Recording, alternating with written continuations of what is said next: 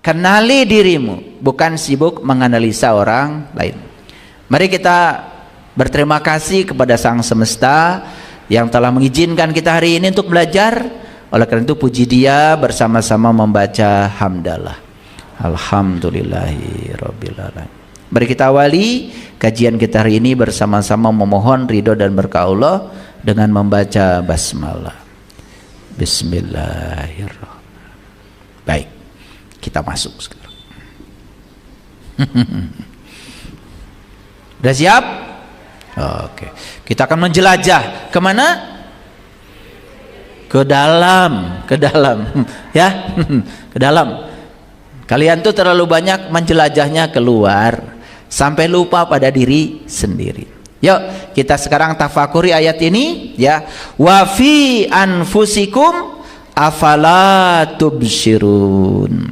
Dan pada dirimu sendiri, mengapa tidak kamu perhatikan? Dan pada dirimu sendiri, kenapa tidak diperhatikan? Wah, dari ujung rambut sampai ujung kaki banyak yang harus diperhatikan.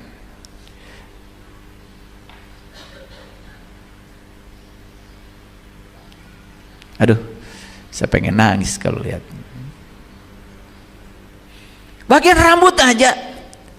Kalau kita disuruh menghitung berapa jumlah rambut kita, gak ada yang sanggup.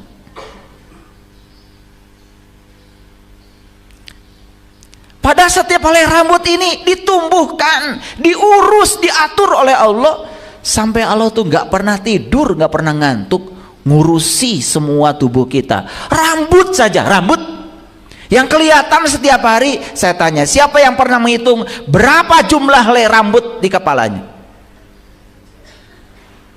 Tidak diperhatikan.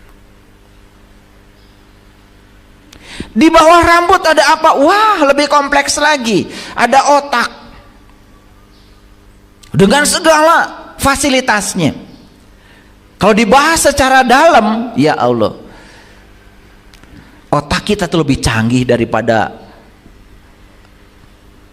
rangkaian elektronik yang membangun HP kita ini. Gak cukup waktu saya menjelaskan semuanya.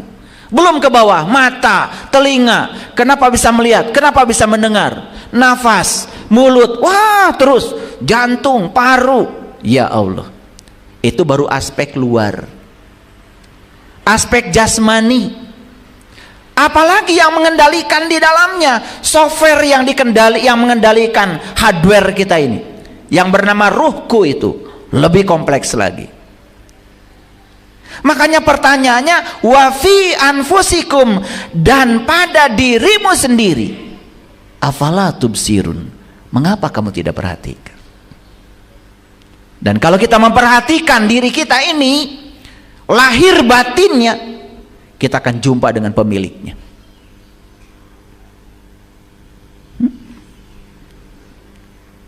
Coba lihat lafaz Allah di masjid, alif lam lam ha, sama nggak dengan ini? Sama. Yang mana alifnya? Nih, kelingking. Yang mana lamnya? Nih. Yang mana lam yang kedua? Nih. Mana haknya? Nih, hak terbuka. Saya pernah nanya, ya, katanya udah pesantren lama, di mana Allah meletakkan lafaz Allah? Di mana Allah meletakkan namanya di tubuhmu? Bilangnya di hati. Oh, saya suruh lihat, gimana coba lihatnya? Jadi agama itu jadi ilusi. Di hati gimana melihatnya? Hatinya juga nggak kelihatan. Pakai sinar X juga nggak akan bisa kelihatan. Yang nyata aja di tangan tidak pernah diperhatikan. Inilah ayat ini tidak pernah diwujudkan dalam diri. Wa fi anfusikum afala tubsirun. Saya ketika melihat tangan saya aja, maaf ya, saya tidak diajarkan guru saya. Saya melihat tangan saya nangis. Ya Allah, Nabi Muhammad meletakkan lafaz Allah di sini. Sampai di Quran Allah mengatakan, yadullah fawqa aydihim, tangan Allah ada padamu. Jadi tangan siapa ini? Tangan Allah. Kalau ini tangan Allah, berarti ini harus menyenangkan pemiliknya, bukan menyenangkan dirimu. Pertanyaan saya, apakah tangan kita sudah menyenangkan pemiliknya? Ya, dari pagi ya sampai di sini sudah berapa banyak orang yang disenangkan dengan tangan ini?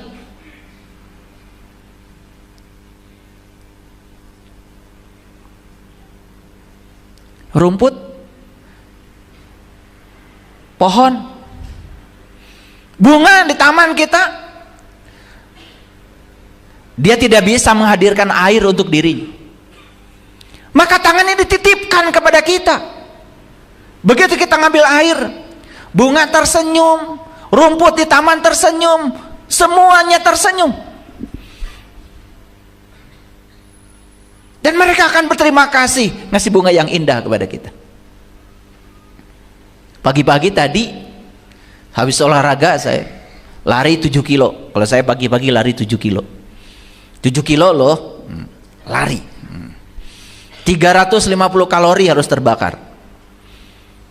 Habis itu saat pendinginan, di rumah saya masih banyak tamu, sahabat-sahabat dari Singapura. Saya selalu ingin membuat mereka bahagia. Begitu saya keluar, pohon mangga sudah siap panen.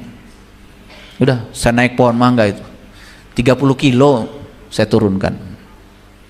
Silakan bawa ke Singapura. Oh, bahagia sekali mereka. Mangga dipetik oleh saya dari pohon yang saya tanam sendiri. Dan dulu waktu saya nanam pohon mangga itu, cita-cita saya satu. Nanti ya, saya bilang, saya akan metik buahmu dari lantai 2 kamar saya. Dan saya metiknya dari lantai 2 kamar saya. Jadi apa yang kita bayangkan itu nyata sebetulnya kalau kita mau. Udah. Jadi tangan ini sudah menyenangkan Allah. Dan menyenangkan Allah caranya menyenangkan orang-orang yang butuh dibahagiakan oleh kita. Makanya sering tanya saya, kalian pernah melihat Allah tersenyum? Wah, gimana Allah bisa tersenyum? Tuh, karena belajar ngajinya ilusif. Coba keluarkan uang, kasih orang yang kesusahan, senyum nggak kira-kira? Itulah Allah tersenyum. Senyumnya Allah tuh nyata, karena dia tuh maha nyata. Kan dia yang bilang, aku yang goib, aku yang nyata. Yang goib sudah nyata di hadapan kita. Wal awalu wal akhiru wal dhahir wal batin. Gitu. Wa fi anfusikum afala tubsirun. Dan pada dirimu sendiri, mengapa kamu tidak perhatikan? Apa yang harus diperhatikan pada diri kita? 2, lahir batin. Tidak mungkin Allah menciptakan tubuh kita sembarangan. Dia sendiri yang mengatakan itu, huwallazi yusawwirukum fil arham kaifa yasha. Dialah Allah yang menciptakan tubuh sebagaimana yang direncanakannya. Pernah enggak Bapak Ibu tanya, ya Allah, apa rencanamu dengan tubuh ini? Pernah? Pernah? Lalu kalian menggunakan tubuh sesuka kalian? Itulah sumber penderitaan kita. Coba tanya sama Allah, ya Allah, kenapa kau menciptakan wajahku seperti ini? Kenapa kau meletakkan telinga seperti ini? Dikasih anak telinga dengan segala kompleksitasnya. Mengapa kau ciptakan mata seperti ini, hidung seperti? Tanya sama dia, untuk apa kau ciptakan semua itu? Dia akan menjawab. Dan dia akan memberikan jawaban kepada mereka yang mengalirkan pertanyaan. Maka sampai pada suatu titik, kita menggunakan tubuh ini tidak menurut hawa nafsu kita, tapi menurut rencana dia yang telah menciptakan. Keren gak kalau gitu? Itu. Wah, ayat ini kalau dibahas nggak selesai-selesai kajian kita, ya. Jadi saya pesan satu saja, perhatikan dirimu, kenali dirimu, jangan habiskan waktumu untuk menganalisis orang lain.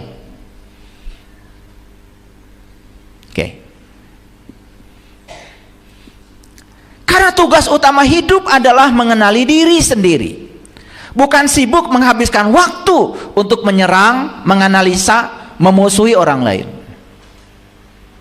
Tidak ada yang berbahaya di luar kita, karena yang paling berbahaya adalah diri kita sendiri. Betul? Ya. Jadi kembali lagi, leluhur kita sudah meninggalkan agama. Agama itu adalah alat pertahanan diri untuk melindungi diri dari kejahatan diri sendiri. Makanya agama gak usah dipamerkan. Pamerkan saja dampak dari kalian beragama. Apa dampaknya? Akhlak. Yang dipamerkan bukan bajunya, yang dipamerkan bukan ritualnya. Pamerkan kepada orang lain itu adalah dampak dari menjalankan semua ritual itu. Ini loh saya. Banyak orang yang datang ke tempat saya tanya, kenapa mau diajak suami ketemu saya untuk belajar? Jawabannya jujur, sederhana. Karena saya melihat perubahan suami saya. Itu yang menarik. Saya tanya sebaliknya, ada juga yang istri mengajak suami. Saya tanya suaminya, kenapa bapak mau diajak sama istrinya ketemu saya?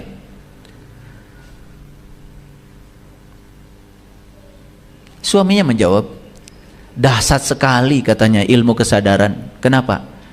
Istri saya berubah total. Berapa derajat kira-kira? 360 derajat.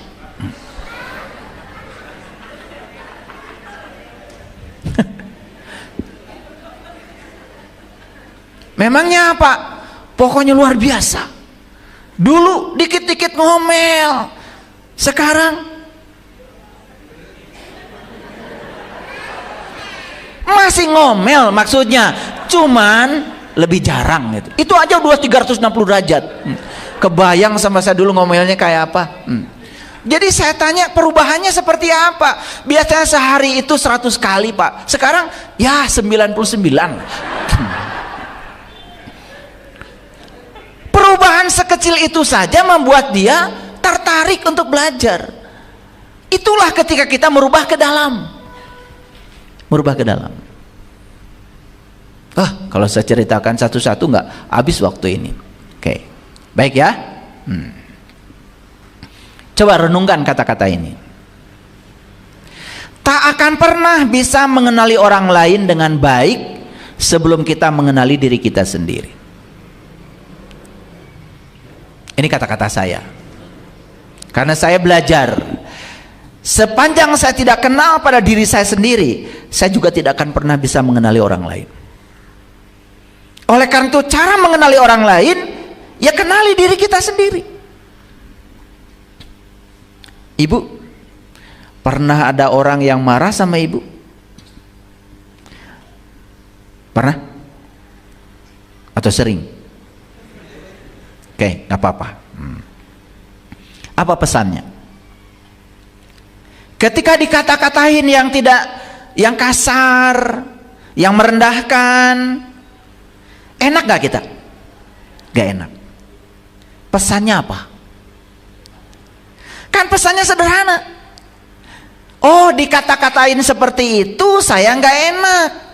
Makanya saya tidak akan mengatakan hal yang sama pada siapapun. Itu orang waras. Nah, maka dicek kita waras apa tidak. Biasanya kalau orang ngata-ngatakan kata-kata yang merendahkan, apa yang terjadi? Diam atau kita membalasnya? Malah kita justru mengeluarkan kata-kata lebih pedas lagi dari itu. Itu namanya kita tidak tahu pesan yang sedang disampaikan semesta untuk kita. Karena kita berfokus keluar, coba berfokus ke dalam. Ya Allah, hari ini saya mengalami sesuatu yang tidak mengenakan karena saya diperlakukan seperti itu oleh orang lain. Syukur ya Allah, saya tidak memperlakukan yang sama pada orang lain. Dan saya tidak mau melakukannya. Cukup pelajaran ini bagi saya. Cukup saya yang merasakan tidak enak dengan perilaku itu, maka saya tidak akan melakukannya pada siapapun. Coba orang yang bijaksana, direndahkan orang lain saja dia semakin mulia. Tapi orang yang tidak bijaksana direndahkan orang lain, ya penceramah nama baik, betul nggak? Lapor itu, lapor ini, ujungnya apa? Hanya puas bisa memenjarakan orang. Hati-hati loh, memenjarakan orang terus pakai uang. Yang nggak ada uangnya nggak akan diproses. Jadi daripada itu lebih bagus cari yang gratis, maafkan saja, betul apa tidak? Murah. Dan memaafkan tuh egois loh, karena memaafkan itu sebetulnya untuk kepentingan orang yang memaafkan. Hati-hati, ini ngaji agak tinggi nih, karena biasanya kalau kita memaafkan orang seakan-akan kita membuka jalan bagi orang. Tidak, memaafkan itu membuka jalan bagi dirimu sendiri.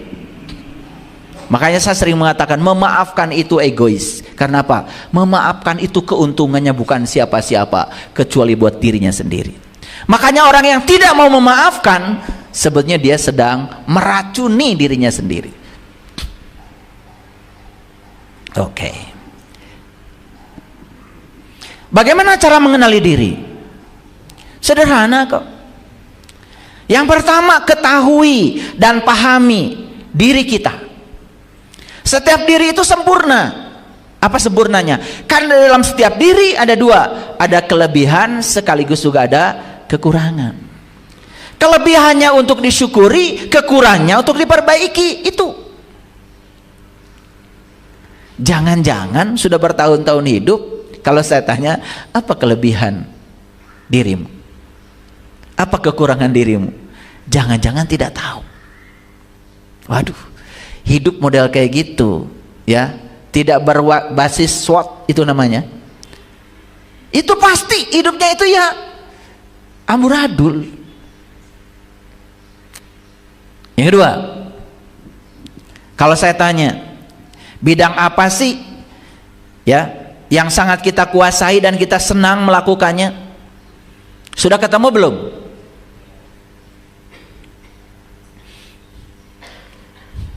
Bidang apa yang kita kuasai dan kita senang melakukannya? Sudah ketemu belum?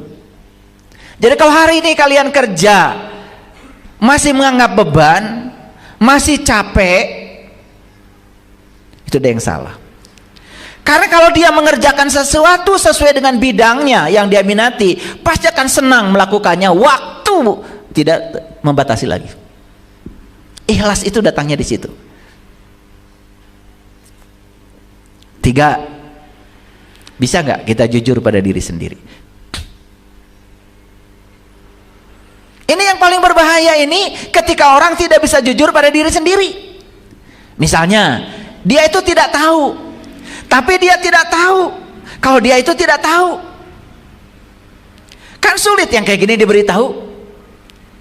Tapi kalau jujur pada diri sendiri, oh saya itu tidak tahu, dan sekarang saya tahu kalau saya tidak tahu, maka saya akan mencari tahu pada orang yang tahu. Jujur pada diri sendiri itu langkah awal untuk mengenali diri. Hadirin, orang yang tidak jujur pada diri sendiri tidak akan ada di tempat seperti ini. Orang yang mengatakan dirinya tahu, saya sudah tahu, dia tertutup dengan semua pengetahuan baru. Dan orang yang mengatakan saya sudah tahu, tidak ada juga di YouTube sekarang ikut streaming, tidak ada juga di TikTok sekarang ikut streaming, tidak akan ada. Orang yang mengatakan dirinya sudah tahu tertutup dari semua pengetahuan. Dia hanya siap menjadi torrent yang menggelontorkan apa-apa yang dia sudah ketahui. Mana yang lebih hebat? Mendengarkan atau bicara? Mendengarkan. Karena keuntungan mendengarkan itu pasti akan ada pengetahuan baru yang kita dapat. Beda kalau bicara. Kalau bicara itu bisa jadi hanya mengulang-ulang pengetahuan lama yang sudah dia ketahui. Makanya saya setiap mau bicara, pasti saya menghubungkan dulu dengan alam tinggi saya. Saya mohon bimbingan supaya Pak, yang keluar dari mulut saya terhindar dari pikiran jahat saya. Dan kalau bisa bicara seperti itu, lagi bicara pun seperti ini, pengetahuan baru datang. Itu namanya intuisi. Jadi kita mengajar sambil belajar. Jangan dikira loh, saya ikut belajar sekarang, karena saya sudah mendengarkan diri saya sendiri. Makanya kalau kita sudah bisa mengakses alam tinggi, mengakses sidratil muntaha kita, mengakses langit rohani kita, pengetahuan itu tidak pernah statis, selalu baru, baru dan terus baru. 4. Dengarkan suara hati. Sering mendengar suara hati?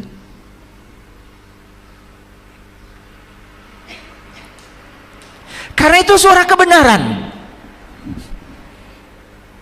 Dan itu tidak akan menyalahi. Semua petunjuk dari suara kebenaran tidak akan menyalahi. 5. Pusatkan perhatian pada saat ini, di sini, sekarang. Jadi saya sering mengajarkan, kalau kita mau makan, pikiran kita jangan di meja makan. Ketika cuci tangan, hadirlah saat cuci tangan. Rasakan air mengalir, dengarkan suara air, itu kemewahan. Rasakan ketika air menyentuh tangan, itu mewah loh. Karena suatu saat tangan ini tidak lagi diizinkan merasakan sentuhan air. Nanti kalau mati juga dikasih air, tapi tidak merasakan lagi sentuhannya, mumpung kita masih hidup. Itulah pentingnya hadir di sini, saat ini, sekarang. Itu yang disebut dengan surga itu. Karena saat kita hadir di sini, saat ini, sekarang, kita menganggap saat ini sebagai waktu yang paling penting, maka kita akan selalu melakukan tindakan penting pada orang penting. Selalu kali ditanya, kapan waktu penting bagi saya? Ya sekarang. Siapa orang penting bagi saya? Ya kalian yang sedang menghidupi saat ini bersama saya sekarang. Makanya saya abadikan ini, tidak sembarang. Ini kemewahan loh. Belum tentu besok kita bisa bertemu dan berkumpul seperti ini lagi. Karena saat ini saat yang paling penting. Dan semua orang yang bersama dengan saya saat ini adalah orang penting. Maka saya hanya bicara yang penting-penting saja. Masa bicara dengan orang penting, bicara yang tidak penting? Coba lakukan itu, luar biasa. 6. Belajar mendeskripsikan diri. Kita ini mau di branding seperti apa oleh kita? Mau di branding sebagai orang baik hati, mau di branding sebagai orang yang murah hati, mau di branding sebagai orang yang pemaaf, silahkan. Masa tidak ada gitu keinginan membranding diri? Tidak ada keinginan untuk mendeskripsikan diri, dikenal orang sebagai siapa? Nggak ada gitu. Dikenal sebagai pemaaf, saya udah istimewa. Dikenal sebagai orang yang murah hati, oh tambahannya itu. Udah pemaaf, murah hati lagi. Udah murah hati, baik hati lagi. Coba, siapa orang yang tidak mau, tidak rindu ketemu dia? Apa tidak ada keinginan dalam diri untuk membranding diri sebagai siapa gitu? Saya bikin aturan sederhana saja di rumah. Saya titip ya, siapapun yang datang ke rumah saya wajib makan. Jam berapapun dia datang, yang pertama ditawari adalah makan. Silakan tanyakan semua orang yang datang ke rumah saya. Gak ditawarin ngobrol, makan. Datang ke rumah tawarin ngobrol aja panjang lebar, sampai lupa ngasih minum.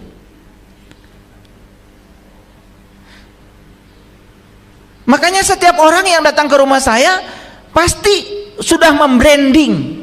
Oh, kalau datang ke rumah saya pasti makan. Ya gampang sekarang, ya. Makan itu singkat. Ya, cuman tek tek tek tek di sini. Sate sekejap datang. Betul nggak? Iya. Nasi tumpeng aja cek cek cek datang. Nasi kebuli datang. Tinggal ditanya mau makan apa, pijit datang. asal ada duitnya aja di sini. Paham ya maksud saya? Sudah secanggih itu dunia sekarang. Jadi apalagi kita mau mencari-cari alasan untuk tidak berbuat? 7. Pahami apa sih peran kita dalam kehidupan ini sesungguhnya. Kalau kita selalu sadar bahwa saya dicipta oleh Allah untuk kepentingan Allah, saya datang ke sini untuk menjadi kepanjangan tangan Allah, menjalankan visi dan misinya Allah. Saya datang ke sini untuk menyampaikan cinta kasih Allah. Selalu di peran itu, percaya sama saya, kita akan kenal siapa diri kita.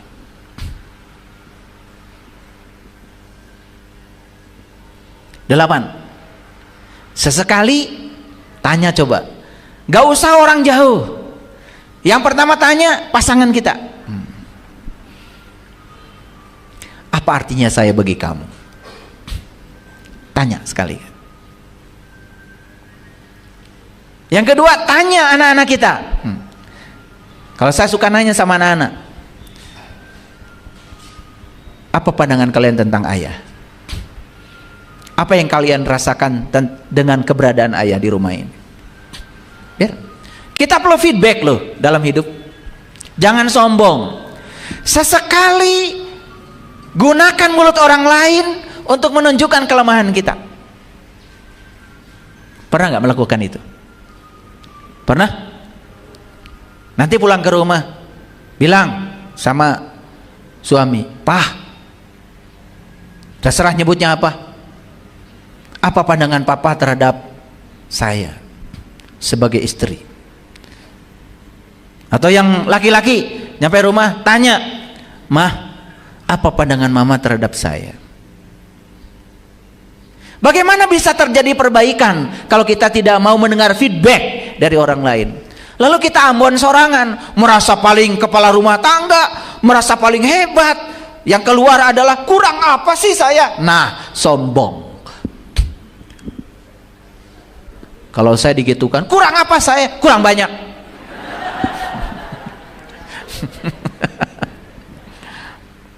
Sembilan, apa sih visi dan misi hidup kita?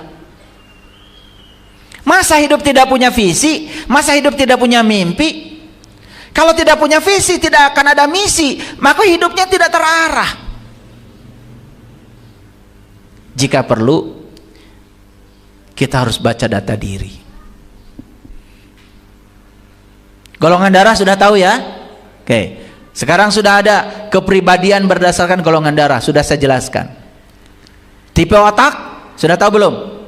Baca data diri. Tipe otak saya apa? Apakah tipe otaknya action, tipe otaknya logik, tipe otaknya kreatif, tipe otaknya emosi, tipe otaknya master? Ketahui. Gampang kok. Sekarang teknologi sudah sampai di situ. Sehingga kita dalam hidup ini punya kompas. Tidak hidupnya sembarangan. Kok saya bisnis ini gagal terus? Ya salah. Sama saja dengan ikan salah tempat. Coba, ikan salah tempat disuruh manjat pohon, ya nggak kelihatan jeniusnya, karena jeniusnya dia berenang. Sama seperti monyet disuruh berenang, kelihatan idiot. Nah, jeniusnya memanjat.